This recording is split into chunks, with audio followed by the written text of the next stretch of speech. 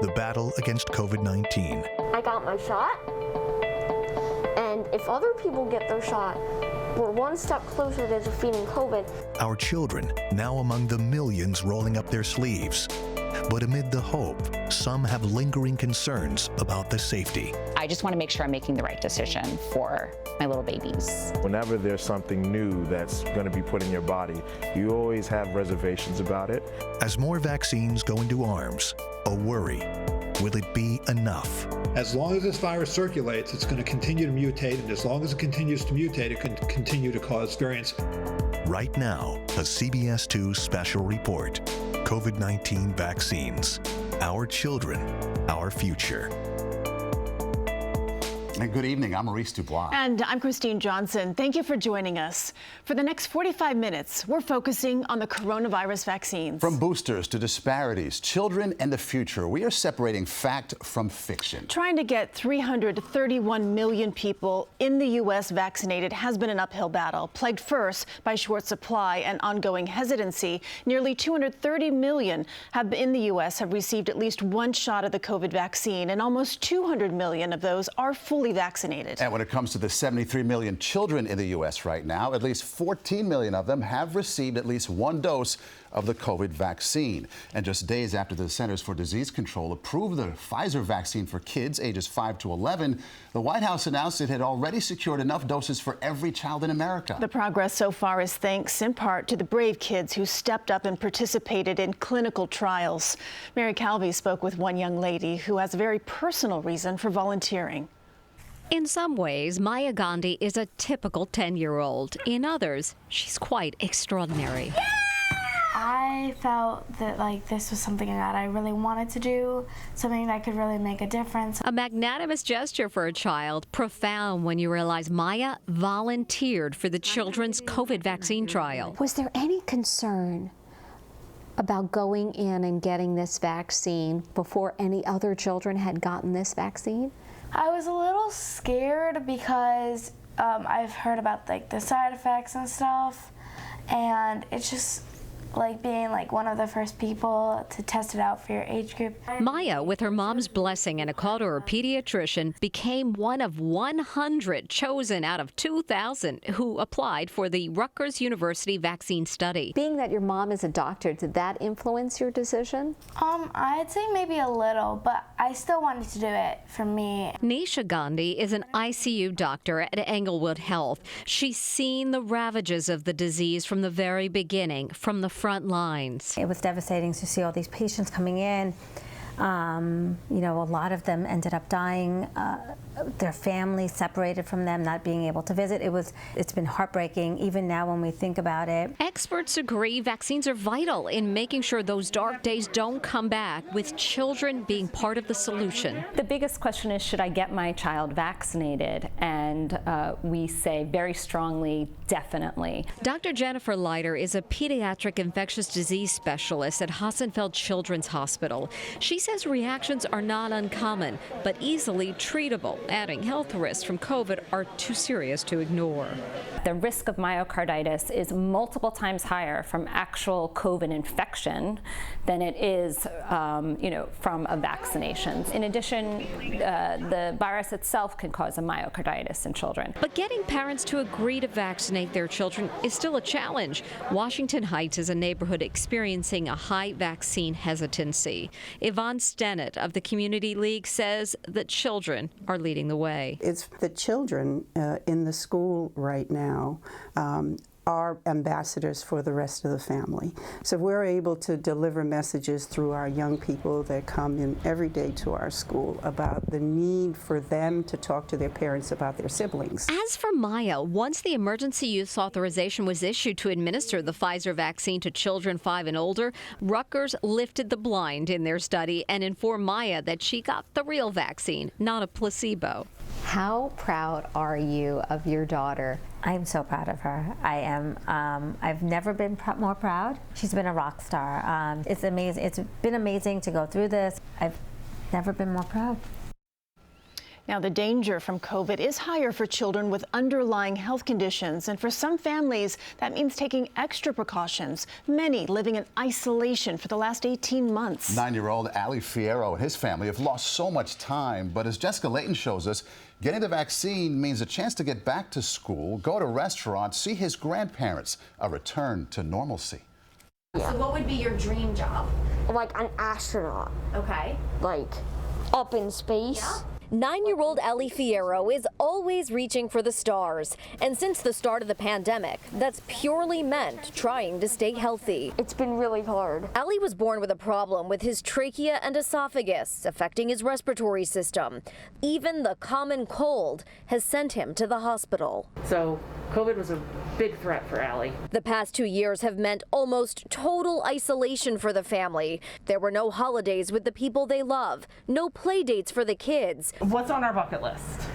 Going to a museum, going to a fancy dinner, going to go-karts. Taking a trip somewhere. Yeah, obviously. Yeah. Some sacrifices to stay safe are bigger than others. When's the last time you saw Grandma and Grandpa?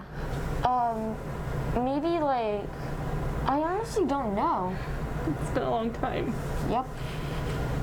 Yeah. It's been a really long time. Desperate to hug family and feel peace again, Erin Fierro jumped at the chance to enroll her son in the child vaccine study at Stony Brook University Hospital. If we can vaccinate our populations across the ages, we can get to herd immunity. Dr. Sharon Nachman explains Stony Brook was one of only 2 sites in the state to do a children's clinical vaccine trial. This one studied kids with serious underlying health issues like Ali. Knowing that this is one less disease that they have to worry about, one less infection, is just wonderful relief for all of them. Were there any nerves at all with letting your child be one of the first to take it? I can see how people might think that, but I have to tell you, I personally didn't feel nervous. With confidence in science and a craving to get life back to normal, Ali now has his first dose of the kids' Moderna vaccine. Air high five? Yes. Yeah. His second is in early December. I'll get to see all my friends again. The thought of seeing her boy get back to doing what kids should be doing makes mom emotional. It's been a long road for all of us. I'm right there with you. It's been hard. Yeah. It's been hard on so many levels. Who are you most excited to see again? I miss my family, my parents, my siblings, and I have a group of girlfriends who mean the world to me, and I haven't seen them, and I can't wait to get back to see them. You're almost there. Yeah. You're almost there. Give mommy a hug. We're good. We got this. We made it.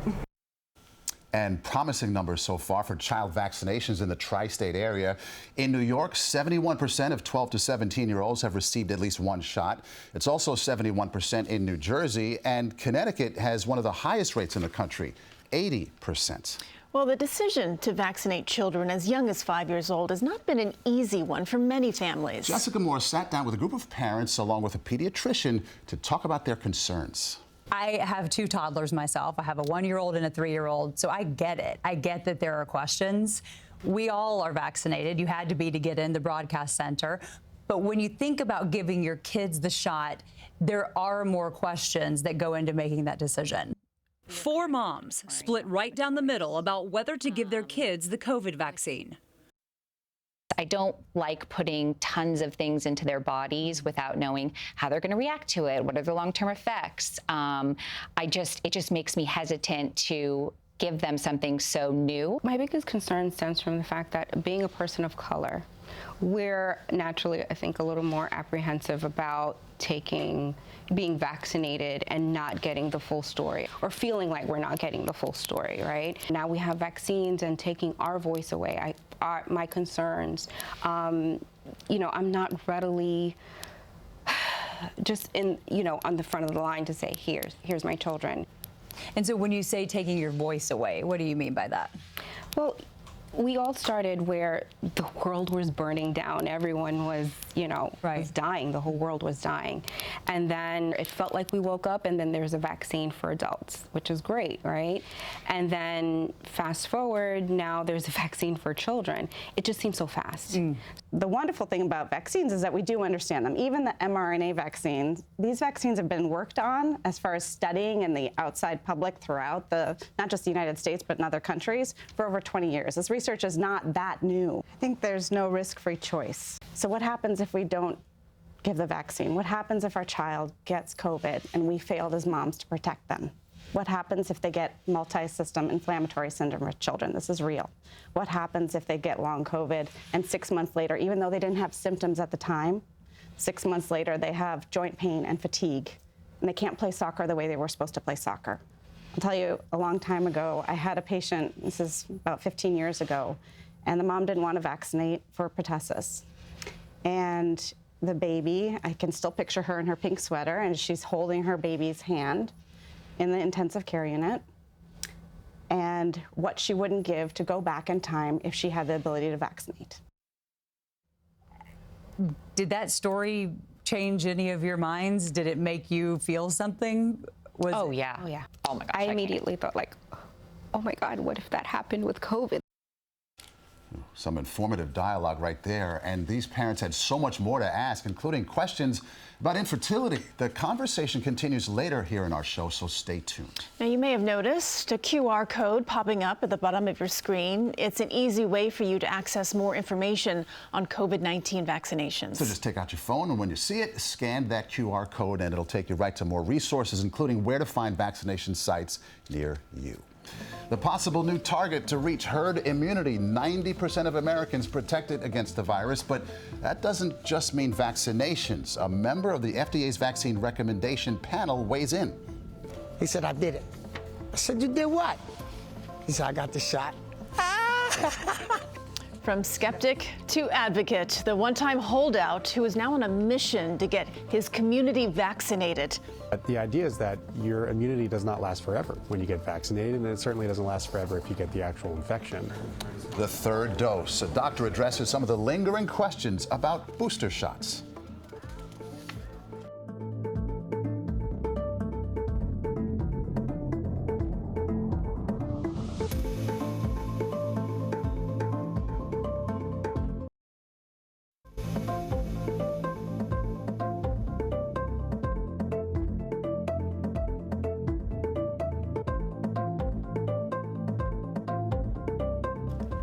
From incentives to mandates, there's been a strong push in the tri-state area to convince more people to get a COVID-19 shot. Right now, both New York and New Jersey have a 67% vaccination rate, while 71% of people in Connecticut have received their shot.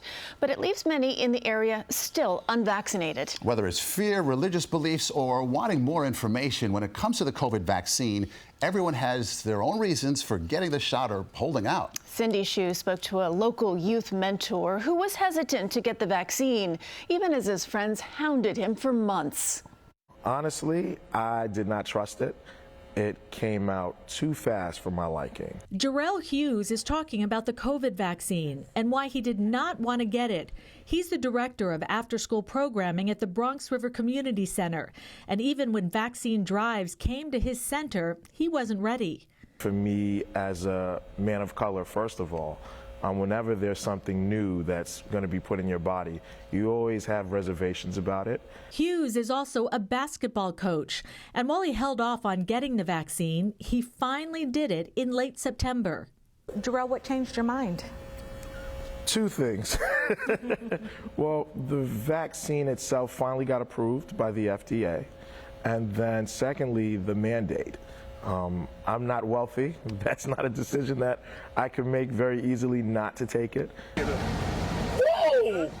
He posted the video on social media, much to the relief of many of his friends like Troy Brown, who'd been trying to convince him for months. He said, I did it. I said, you did what? He said, I got the shot. Brown was vaccinated early on, thanks to his doctor's persistence. She kept saying, Troy, did you get the shot? No. Did you get the shot? Go get, Troy, you're dealing with diabetes. Go get vaccinated. Da, da, da, da.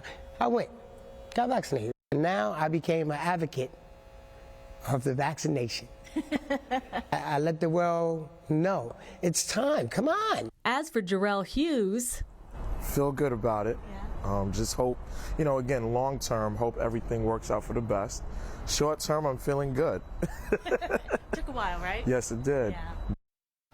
Well, certainly the uncertainty of COVID and the emergence of brand new vaccines has opened the door for countless questions from our viewers. From food allergies to fears about side effects, Chris Raggi held a town hall and sat down with a group of doctors to get some answers. We want to show you some of that now. Can children with food or medication allergies get the COVID-19 vaccine? Absolutely. So there are very few contraindications to receiving the vaccine. So really just if you've had an allergy to a previous dose of the vaccine, or if you have an allergy to a component of the vaccine, the most common one being PEG or polyethylene glycol. It's also important to note it's a really simple vaccine. So we like to say there's basically some sugar, some salt, the protein, and then the fat layer that kind of helps slip it into the cell. Absolutely. So it really is a very, very simple and uncomplicated vaccine. Okay, children get a smaller dose than adolescents and adults. Children, their immune systems are very active. Almost everything they meet is new and novel, and their immune systems are really designed to respond to that in a much more robust fashion than us older people. The lower dose makes sense because the child is going to have a similar robust immune response at a third of the dose as somebody who's older is going to have. And you can get more answers from those doctors later tonight. Watch COVID-19 Vaccine in Kids Town Hall at 7 p.m. streaming on CBS New York. It has been more challenging in some areas to encourage residents to get a third dose of the vaccine. But in one local community, people are actually lining up the push behind this booster boom. And it starts with a pitch for one service and ends with a booked vaccination appointment. The resourceful ways an organization is convincing more people to get the shot.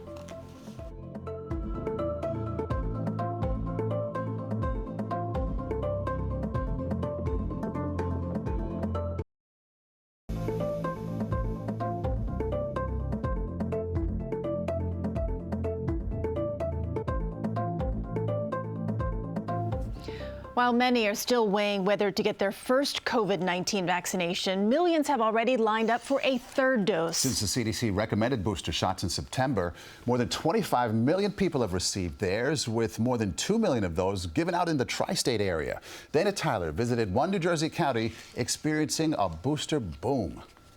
Dr. Sharif El-Nahal, president and CEO of University Hospital in Newark, knows boosters are vital. Good evening, everyone. The hospital is calling patients and using social media platforms like Facebook Live to answer questions about how people can best protect themselves and their families from COVID. What is a booster? What's in it? And why is it so important?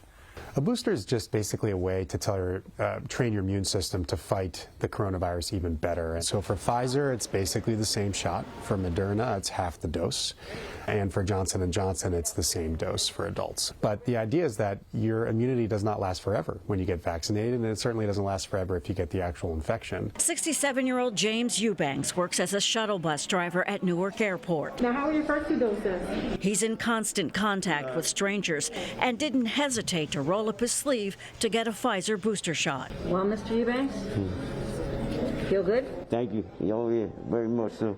But is one booster enough to keep breakthrough infections at bay? Dr. El-Nahal, will we then need another shot in 6 months? We don't know what the ongoing frequency will be, though. So it may be the case that it's every year. It may be the case that it's every 2 years. We won't know until enough time elapses for the clinical trials to mature and for the epidemiological investigations to mature. In Essex County, New Jersey, more than 2,800 people have died from COVID, the highest in the state. The county runs 5 vaccination sites. We've been pushing very, very hard here.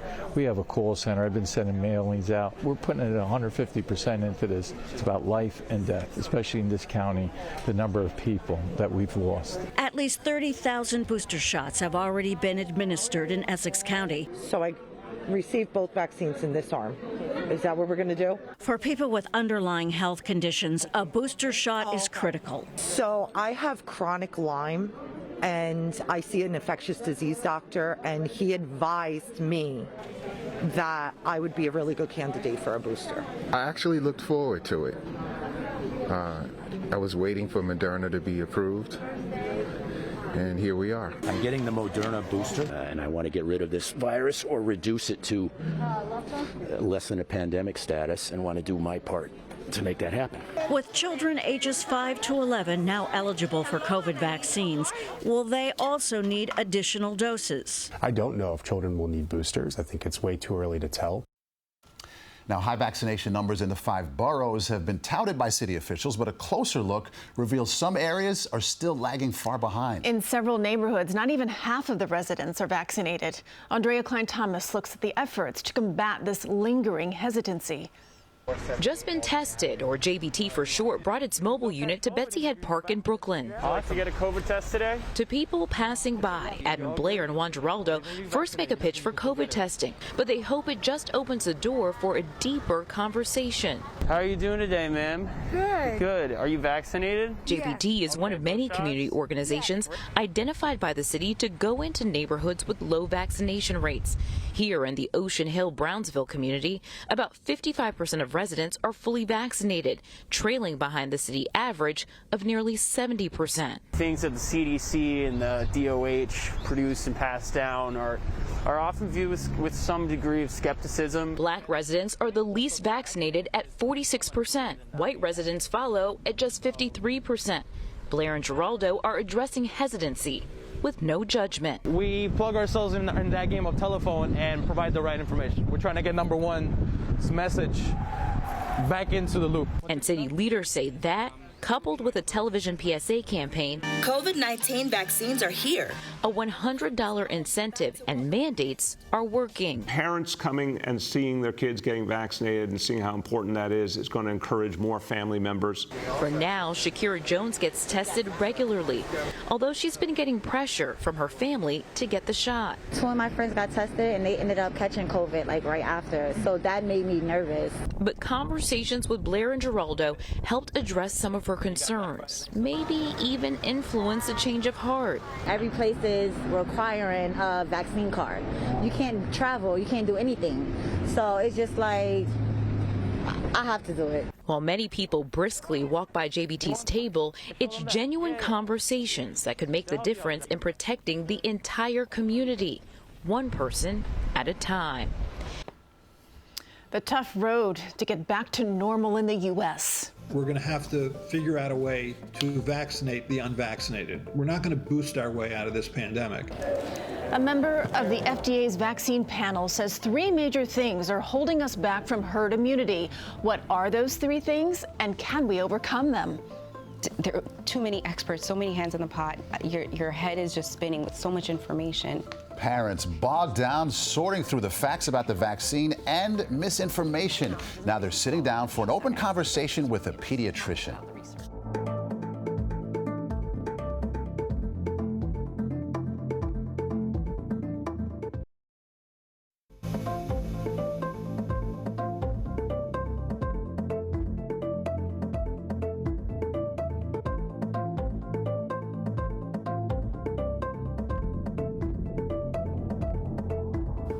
From those first COVID-19 vaccinations to booster shots, there are growing options for people, young and old, to protect themselves from coronavirus. It's leading to questions about the future. Will we need annual booster shots? Will these vaccines combat new variants? And will we ever reach herd immunity? Dr. Max Gomez sorts through the confusion. In order to get a handle on this pandemic, experts say we need to reach something called herd immunity. I think we need to at least have 90% of the population that is protected by either vaccination or natural infection or the combination of both. But the U.S. is not even at 60% vaccinated at this point. Dr. Paul Offit, a professor of pediatrics at the Perelman School of Medicine at the University of Pennsylvania and a member of the FDA Vaccine Recommendation Panel, says we may be able to reach some form of herd immunity. If you define herd immunity as a critical decrease in this virus's ability to spread from one person to another, so much so that you have a dramatic decrease in hospitalizations and deaths, I think the answer is yes. But in order to do that, we're going to have to figure figure out a way to vaccinate the unvaccinated. The question is, why have so many people refused the COVID vaccines? One argument is that we accept the flu, which causes 400,000 to 700,000 hospitalizations and 20,000 to 60,000 deaths a year. But in many ways, this virus is worse than flu. What this virus does that frankly no respiratory virus does is it causes you to make an immune response to the lining of your own blood vessels, causing inflammation or vasculitis. And therefore, all organ systems can be affected. I mean, for children, that disease is called MIS-C, multi-system inflammatory disease, where kids come into our hospital with not only lung disease, but heart, liver, kidney disease. It's hard to watch. The good news is that new vaccine technology will allow us to develop vaccines effective against new variants. But the challenge remains how to reach herd immunity. If we start to see variants that are produced that are more and more resistant to vaccine-induced immunity, that's going to be a problem. I think, too, and this is one of the biggest ones, is misinformation. There's just a lot of bad information out there that's readily available that's causing people to make bad decisions for themselves and for their children. The third is nobody should tell me what to do with my body, which is fine if you're talking about not getting a tetanus vaccine. I mean, if you step on a rusty nail, choose not to get a tetanus vaccine, get tetanus, no one's going to catch tetanus from you. It's not a contagious disease. That's a personal choice.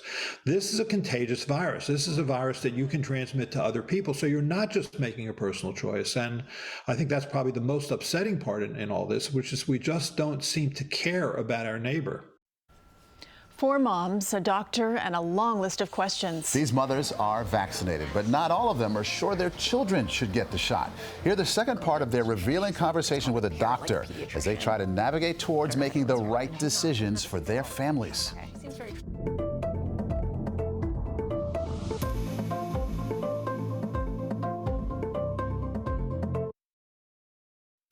Finally tonight, the second part of our roundtable, a group of moms and a pediatrician having a candid conversation about vaccinating our children. Jessica Moore spoke with them about the science behind the vaccine and the power of misinformation.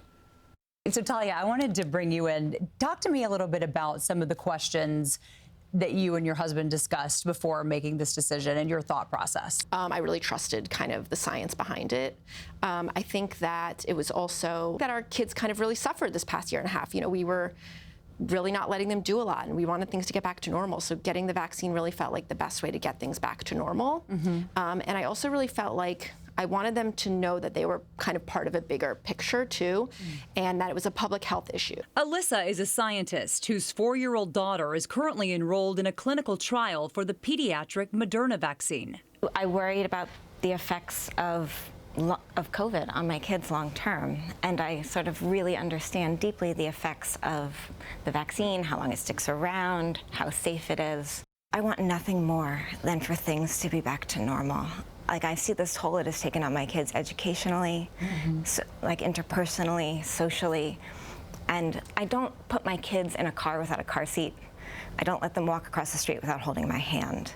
And the best way for me to get them back into the world safely is to do it vaccinated. I think I just need more information and trying to get the best information, which is really hard to do. What kind of information do you think would help you feel better about it? I think hearing a lot about the mRNA technology. I also heard about like the microchip and like how it's going to change your DNA and how it's going to do this, that, and the other. And then it's like, who do you trust? Because there's doctors saying one thing, and then there's doctors saying another thing, and you're like, well, you're both doctors. You both went to school. You both have degrees. You've both been practicing. And it's like, who do I listen to? I've heard about the little microchips and the tracing and everything, and I don't believe any of it, just for the record. But you hear it enough, you're just like, all right. But you know, everyone wants to dip their toe into the I'm an expert field, right? And there are too many experts, so many hands in the pot. Your head is just spinning with so much information. I find it overwhelming, actually quite scary, right? Because I feel like the misinformation game has been winning. Again, I'm going to come back to the pediatricians and the infectious disease doctors are quite humble, smart people that are quite quiet about it, and our voice has not been heard. I wish that more of the best information was getting out there on the loud platforms so that people didn't feel so worried about it. You know, it's so hard. We all want what's best for our kids, hands down. But this was great. This was actually very therapeutic. I didn't realize how much I needed to talk about it and talk more about it because it does keep me up at night. Yeah. Now, on all levels, the pandemic has certainly been one of the most frightening things many of us has faced. It's changed our lives forever. I'm Maurice Dubois. And I'm Christine Johnson. Hopefully we have provided some answers to many of your questions that you've had about the vaccine. And we also want to remind you that we have an excellent list of resources on our website. Just scan the QR code you see on your screen to find it. Thank you so much for joining us, and good night.